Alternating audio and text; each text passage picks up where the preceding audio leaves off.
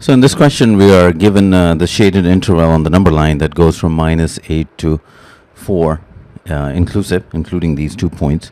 And the question is, this is equivalent to which of the following absolute value inequalities? So the direct way to do this is to find the midpoint of these 2 points, -8 and 4.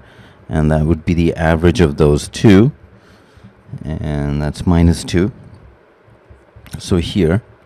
And then what this really means is that if x is any point, whether it's to the right or the left, its distance to this midpoint would be absolute value of x minus -2 or absolute value of x plus 2.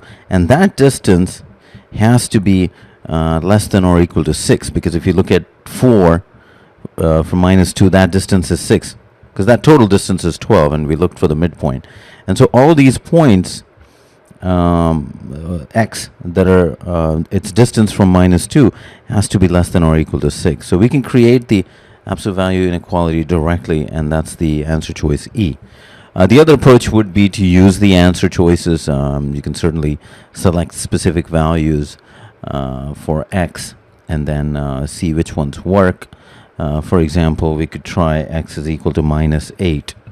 And that would eliminate A, because absolute value of -8 is not less than or equal to 4. B would work, at least for this choice. And then C would be absolute value of 8 minus -2, which is, again, this would be 10, which is not less than 4. So this is the other approach.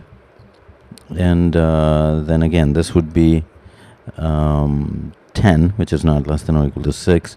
So we're then left with E, which we know is the correct answer. So that would be -6. It is absolute value of -6 is 6, which is equal. So we're left between B and E. And I think this I've seen in another GMAT problem, an older one. And what you'll find that all of these numbers here between -8 and 4 will satisfy B, because this is really equivalent to x is between -8 and 8. So if you chose any set of values here between -8 and 4, it's going to always satisfy B and will always satisfy E. So most students who are plugging in numbers won't be able to distinguish it.